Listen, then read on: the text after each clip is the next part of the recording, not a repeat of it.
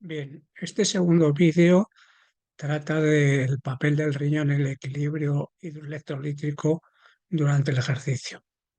El anterior vídeo era un vídeo que es importante que los lectores de este sigan con él porque de alguna manera es un vídeo digamos, que te permite entender lo que ahora vamos a decir de forma muy sencilla. Fue muy sencilla, pues he empezado por donde debería terminar, ¿no?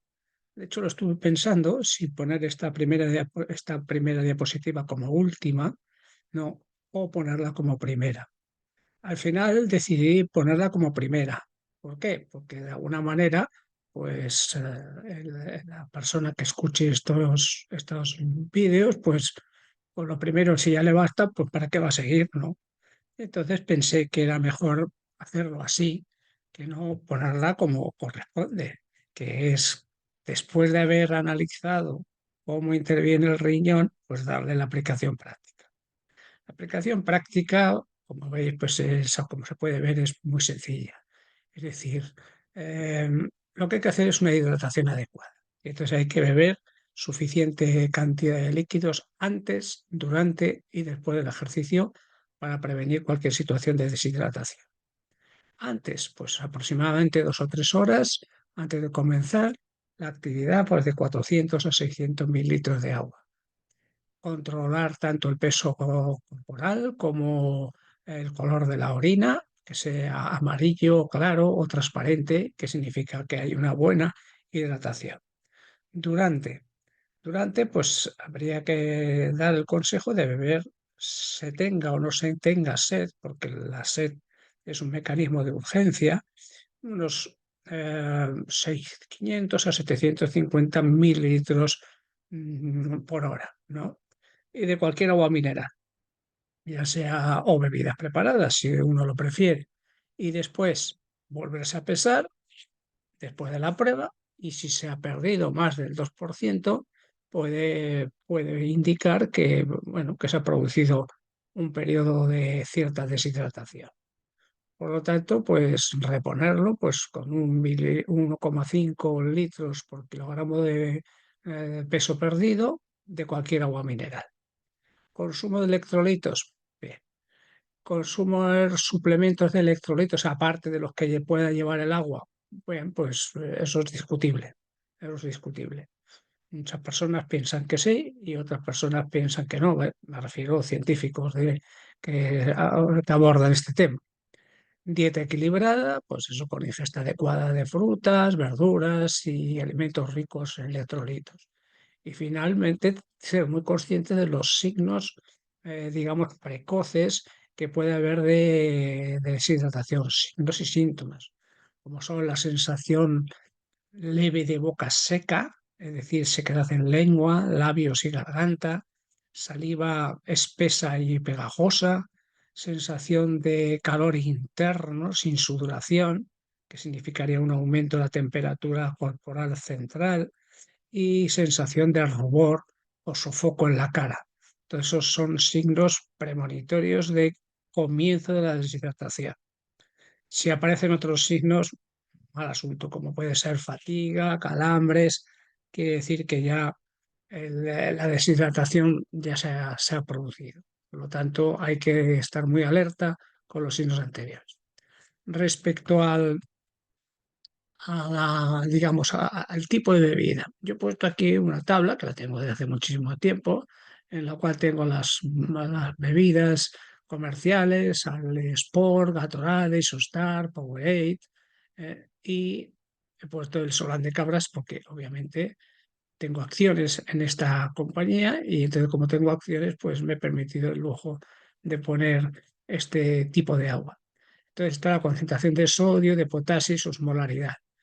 Pues como se puede apreciar, pues la osmolaridad del son de Cabras es muy baja, el potasio tiene una cierta cantidad, posiblemente inferior a las otras aguas, a las otras bebidas comerciales, y una cantidad de sodio que, bueno, que está bien. En definitiva, mi idea es que si uno digamos, bebe cualquiera de estas bebidas, o bien alternativas, comerciales, o bien agua mineral, bien, digamos, considerada para los enfermos renales, pues es más que suficiente y no necesitaría ningún apoyo extra de minerales, a mi juicio. Bien, entonces, una vez que hemos visto las cuestiones prácticas, pues vamos a las cuestiones de alguna manera eh, que avalan eso, ¿no? Entonces, durante el ejercicio físico es necesario aumentar el flujo sanguíneo a los músculos. Y entonces, ese aumento del flujo a los músculos, pues tiene ineludiblemente que reducirse en el flujo sanguíneo, en este caso al flujo sanguíneo renal, al aparato digestivo, como está aquí en negro, pero el que nos interesa ahora es a los riñones. Entonces, ese descenso del flujo sanguíneo renal podría condicionar un descenso, digamos, de la función renal, pero por razones desconocidas, ese descenso del flujo sanguíneo renal que condicionaría un descenso del flujo plasmático renal y un descenso de la filtración, por los datos experimentales parecen demostrar que se mantiene la filtración, como se ve aquí, a pesar de que descienda el flujo plasmático renal en relación a la intensidad del ejercicio físico, pero por un mecanismo desconocido, aunque probablemente se piensa o se haya establecido la hipótesis que sea un mecanismo propio del riñón de autorregulación. Experimenta adaptación al entrenamiento, aumenta el flujo sanguíneo renal, aumenta la filtración, aumenta la reabsorción. Bien, pues eso sería una cuestión de alguna manera a debatir si eso ocurre. Bien, ¿cómo intervienen los riñones en el desequilibrio electrolítico? Pues obviamente los riñones tienden digamos, a paliar lo que ocurre durante el ejercicio. Durante el ejercicio se produce un desplazamiento del agua desde el plasma al líquido intersticial y del líquido intersticial al líquido intracelular al músculo. Es decir, que empieza a entrar agua desde el plasma a los músculos. Y entonces la sangre tiende a concentrarse en lo que se le llama hemoconcentración y por lo tanto que tendería a un aumento de la viscosidad. Eso por parte del agua. Por parte de los electrolitos, pues ocurre, digamos, que hay variaciones en la concentración de iones en músculo y plasma, de tal manera que del músculo sale sodio y cloro, es decir, sale sal en su conjunto y sale potasio. ¿Vale? Entonces, como consecuencia, la salida de sodio, de potasio y sal desde el músculo hacia el intersticio y de ahí hacia el plasma, pues condiciona el que las concentraciones de estos iones pues aumenten, por un lado. Y por otro lado, pues que se produzca una reducción dentro del propio músculo, tanto, una situación claramente de urgencia, puesto que el potasio es un elemento, como todo el mundo sabe, esencial para la contracción muscular. Entonces, claro, cuanto mayor es la intensidad y duración, mayores son los cambios de iones y por lo tanto mayor es la probabilidad de que haya calambres musculares, fatiga musculares y alteraciones cardíacas. Bien, los riñones responden entonces ¿cómo? Pues ante esa situación que hemos señalado, pues lo que tienen que hacer es prevenir, digamos, la deshidratación. Y entonces, para prevenir la deshidratación, pues tiene que haber un intento de conservar el volumen, como siempre, como sea, y, digamos, un intento de, digamos, de eliminar el exceso potasio liberado por el músculo. Entonces, como consecuencia de esos efectos que hemos visto en la diapositiva anterior, pues el riñón tiene de alguna manera que conservar la mayor cantidad de sal, es decir, de sodio y agua para conservar el volumen y excretar más potasio para evitar problemas musculares y cardíacos, puesto que se ha salido potasio hacia el exterior. Bien, el riñón eso lo hace el solo, claro que tiene mecanismos para poder hacerlo, pero siempre de alguna manera acentuado por los efectos de las hormonas sobre el propio riñón. En esta primera diapositiva, pues tendríamos el mecanismo que hace que se estimule la hormona antidiurética. Los principales estímulos pues serían los que se relacionan con la osmolaridad, por la tendencia a la deshidratación y a la disminución del volumen sanguíneo. Eso actuaría sobre una parte del diencéfalo, que es el hipotálamo, bien, y que el hipotálamo, directamente relacionado con el mecanismo de la sed, pues obligaría al individuo a ingerir el líquido y por lo tanto el verdadero y eficaz mecanismo de conservación del volumen. No hay otro. Es decir, que es que se despierte el mecanismo de la sed y que se produzca la ingestión de líquido. El otro mecanismo es que el hipotálamo actuaría sobre la neurohipófisis liberando ADH y al liberar ADH aumentaría la reabsorción del agua y como por lo tanto también un intento de conservación. En este caso, intento de conservación. En este caso, como veremos cuando estudiemos el aparato digestivo, el verdadero y eficaz mecanismo para conservar el volumen. ¿Cuál es el inconveniente? Ya lo hemos citado, que el mecanismo de la sed es un mecanismo de urgencia y difícil de valorar porque tiene un componente subjetivo considerable. Yo siempre le digo a mis alumnos cuando lo explicaba que yo si tenía 2 clases seguidas de 2 horas, pues al final de la última clase yo podía tener una sensación de sed.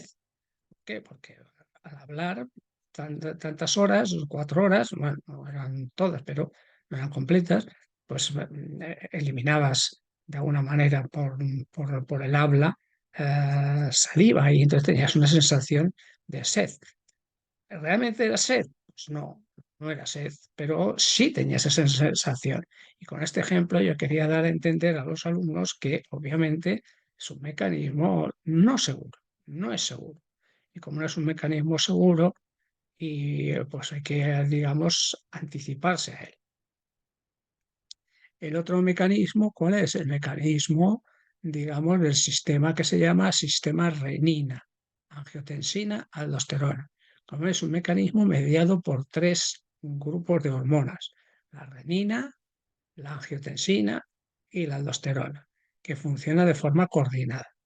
Lo primero que se tiene que producir es la liberación de renina. Y la liberación de renina, pues durante el ejercicio, o está de alguna manera acentuada porque hay una tendencia a la deshidratación por sudoración, porque hay un aumento en la concentración de potasio en plasma, porque hay un aumento de la osmolaridad y porque hay un aumento en la concentración de, bueno, esto está repetido, de potasio en plasma.